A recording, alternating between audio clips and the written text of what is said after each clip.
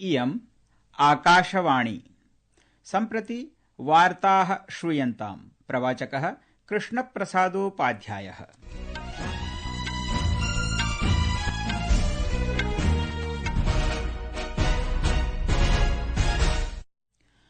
आदौ मुख्यवार्ताः। प्रधानमन्त्रिणा नरेन्द्रमोदिना नवदिल्ल्यां भारत मोबिलिटी ग्लोबल एक्सपो इत्यस्य उद्घाटनं कृतम्। तेन हरित प्रौद्योगिकी मेक इन इंडिया इत्युभाभ्याम् अभियानाभ्यां बलं प्रदत्तम्। आर्थिक विषयक केन्द्रीय मन्त्रिमण्डलेन राष्ट्रिय इस्पात निगम लिमिटेड इत्येतस्मै 11 सहस्रकोटिरूप्यकाणां पुनरुद्धार संग्रहणाय स्वीकृतिः प्रदत्ता। राष्ट्रपतिः द्रौपदी मुर्मुः अद्य नवदिल्ल्यां राष्ट्रपतिभवने राष्ट्रिय खेल पुरस्कारान् प्रदत्तवती। विदेश मन्त्रालयेन सूचितं यत् भारतं बांग्लादेशेन सह मैत्रीपूर्णं सम्बन्धं वाञ्छतीति। पाकिस्तानदेशस्य पूर्व प्रधानमन्त्रिणे इमरान खानाय अल कादिर ट्रस्ट इत्यनेन सम्बद्धे भूम्यावण्टन भ्रष्टाचार प्रकरणे 14 वर्षाणां कारावासदण्डः श्रावितः। अपि च ऑस्ट्रेलिया ओपन टेनिस प्रतिस्पर्धायां भारतीयः क्रीडकः रोहन बोपन्नाः चीनदेशीयेन क्रीडकेन झांग शुआई इत्येतेन सह मिश्रित युगल द्वन्द्वीये चक्रे समाविष्टवान्। अथ वार्ताः विस्तरेण। प्रधानमन्त्रिणा नरेन्द्रमोदिना नवदिल्ल्यां भारत मोबिलिटी ग्लोबल एक्सपो इत्यस्य उद्घाटनं कृतम्। तेन हरित प्रौद्योगिकी मेक इन इंडियेति अभियानेन सह प्रशासनस्य समर्थन विषयादिषु बलं ददता मोबिलिटीति जंगमक्षेत्रे निवेशस्थलत्वेन भारतस्य संभावनानां समुल्लेखो विहितः।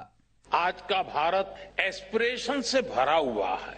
यही एस्पिरेशंस हमें भारत की ऑटोमोटिव इंडस्ट्री में दिखाई देती है। बीते साल में भारत की ऑटो इंडस्ट्री करीब 12% की ग्रोथ से आगे बढ़ी है।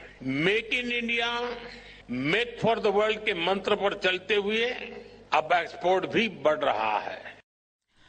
प्रधानमन्त्रिणा विषयोऽयं सबलं प्रतिपादितः यत् मोबिलिटी क्षेत्रे उज्ज्वल भविष्याकांक्षिभ्यः निवेशकेभ्यः भारतदेशः एकः उत्तमः गन्तव्यः अस्ति।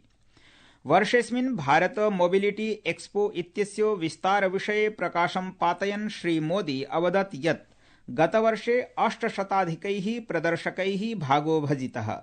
1.5 लक्षाधिकैश्च जनैः एक्सपो इत्यस्य परिभ्रमणं कृतमासीत्। अस्य वर्षस्य भारत मोबिलिटी ग्लोबल एक्सपो इत्यस्य विषयोऽस्ति सीमापारं भविष्यस्य ऑटोमोटिव मूल्यशृङ्खलायाः सह निर्माणमिति। समागमेऽस्मिन् अस्य मासस्य 19 दिनाङ्कतः 22 दिनाङ्कपर्यन्तं सर्वेभ्यः आगन्तुकेभ्यः निःशुल्क प्रवेशो विद्यते। आयोजनं च नवदिल्ल्याः भारतमण्डपम् इत्यत्र वर्तते। राष्ट्रपति पदासीना द्रौपदी मुर्मुः अद्य नवदिल्ल्यां राष्ट्रपतिभवने 24,200 राष्ट्रिय खेल पुरस्कारान् प्रदत्तवती। विश्व चतुरंग विजेता डी गुकेशः, पेरिस ओलंपिक क्रीडायां पदकद्वय विजेत्री मनु भाकरः, पुरुष हॉकी दलनायकः हरमनप्रीत सिंहः, पेरिस पैरालंपिक क्रीडायां स्वर्ण पदक विजेता प्रवीण कुमारः च प्रतिष्ठितेन मेजर ध्यानचंद खेल रत्न पुरस्कारेण अलंकृताः अभवन्। अवधेयं वर्तते यत् क्रीडाक्षेत्रे 4 वर्षेषु क्रीडकस्य अद्भुतस्य उत्कृष्टस्य च प्रदर्शनस्य कृते अयं पुरस्कारः प्रदीयते। पैराशूटिंग प्रशिक्षकः सुभाष राणा, लक्ष्यभेदक क्रीडा प्रशिक्षकः दीपाली देशपांडे, हॉकी प्रशिक्षकः संदीप सांगवानः, बैडमिंटन प्रशिक्षकः एस मुरलीधरन इत्येषः, पादकन्दुक प्रशिक्षकः अरमान्दो अग्नेलो कोलाको च प्रतिष्ठितेन द्रोणाचार्य पुरस्कारेण सम्मानिताः।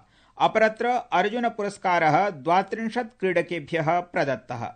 अवधेयं वर्तते यत् अर्जुन पुरस्कार प्राप्त क्रीडकेषु क्रीडिका ज्योति याराजी तथा च अन्नुरानी मुष्टामुष्टि पदक विजेत्र्यौ नीतू स्वीटी इत्येषा च चतुरंग क्रीडकः वांटिका अग्रवालः, हॉकी क्रीडकाः सलीमा टेटे, अभिषेकः, संजयः, जर्मानप्रीत सिंहः, सुखजीत सिंह च सन्ति। चण्डीगढ़ विश्वविद्यालयः खेलो इंडिया विश्वविद्यालय क्रीडासु समग्रतया सर्वोच्चं प्रदर्शनं कुर्वन् मौलाना अबुल कलाम आजाद इति पुरस्कारम् अवाप्नोत्।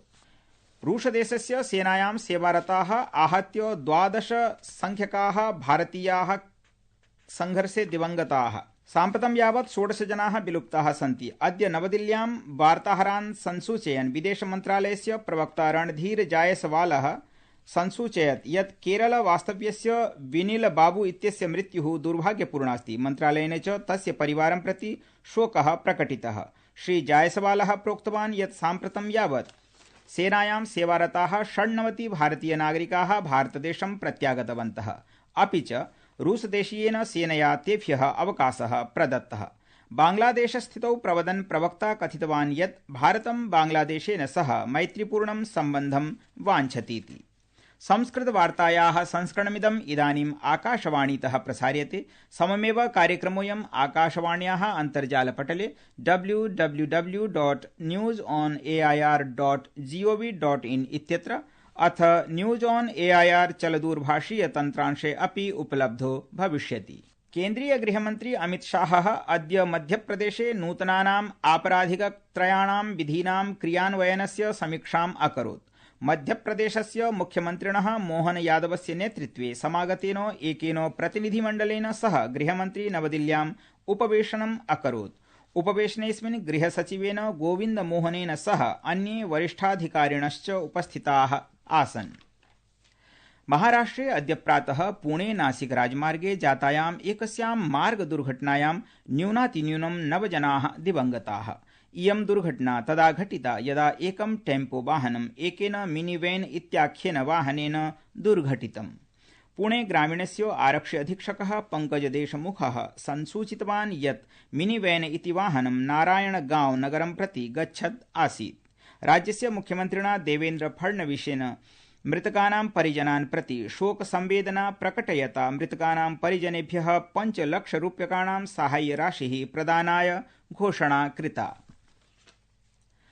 प्रधानमन्त्री नरेन्द्र मोदी श्वः दृश्यश्रव्य परान्तर्जालीय प्रणाल्या स्वामित्व योजनायाः अन्तर्गतं 10 राज्यानां 2 केन्द्रशासितप्रदेशयोश्च 65,000 ग्रामेषु सम्पदाधीशेभ्यः 65 लक्षाधिकं यावत् सम्पत्तिपत्राणि वितरिष्यति। प्रधानमन्त्रिणा समारब्धायाः अस्याः योजनायाः उद्देश्यं सर्वेक्षणाय उन्नत द्रोण प्रणाल्या गृहाणाम् आधिकारिकरूपेण सर्वेक्षणानि कृत्वा ग्रामीण भारतस्य आर्थिक विकासस्य संवर्धनं करणीयमिति वर्तते। श्रोतारः अधुना श्रूयन्तां महाकुंभ सम्बद्धाः वार्ताः।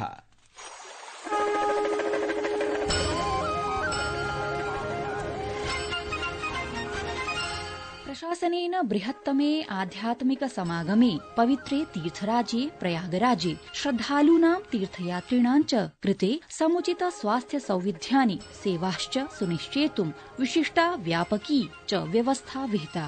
प्रयागराज मेलापक प्राधिकरणेन श्रद्धालूनां स्वास्थ्य सम्बद्धा आवश्यकतानां पूर्तये महाकुंभ मेलक क्षेत्रस्य परेड इत्येतस्मिन् क्रीडाङ्गणे 100 संख्यक शयनकक्षयुतः केन्द्रीय चिकित्सालयः तत्र स्थापितः। एतदतिरिच्य मेलापक क्षेत्रे एतस्मिन् संक्रामक रोगाणां प्रबन्धनाय 2 समर्पित चिकित्सालयौ अपि स्थापितौ। एतेषु चिकित्सालयेषु पुरुष महिला बालानां कृते गहन चिकित्सा विभाग सदृशाः नैकाः सुविधाः समेत्य आपत्कालिक सुविधाः अपि समुपलब्धाः वर्तन्ते। समाचार कक्षतः निधिः तिवारी।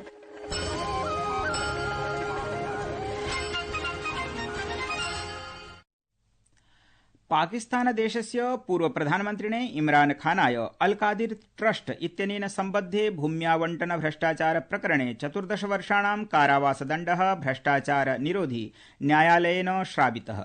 अनेनैव सह तस्य भार्यायै बुशरा बीबी इत्यस्यै च 7 वर्षाणां कारावासदण्डः श्रावितः। इस्राएल देशीयेन प्रधानमन्त्रिणा बेंजामिन नेतन्याहू इत्यनेन अद्य पुष्टिः कृता यत् इस्राएल हमासयोः मध्ये कतरदेशे गहन